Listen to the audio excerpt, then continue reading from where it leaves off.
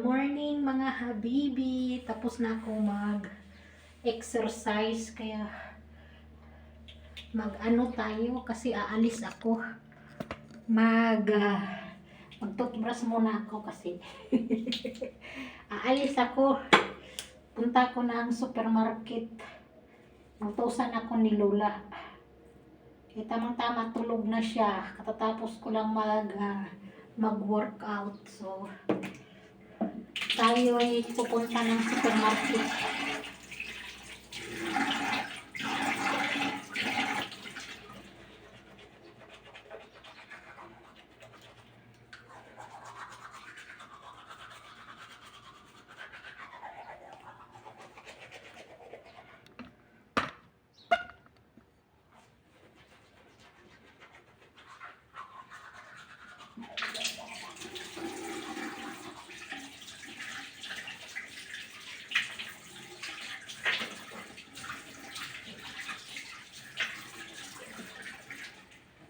Alam niyo mga Hinday, sobrang lamig ng tubig.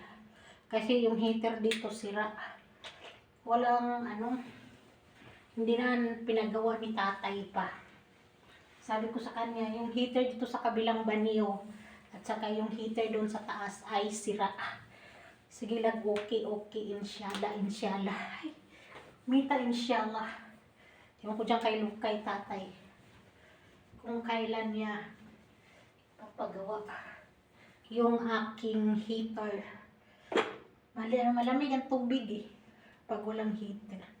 Ganda naman ng hairban ko. So, mga Inday, pupunta tayo ng supermarket na kasi nagpapaluto si Bayot ng pagkain.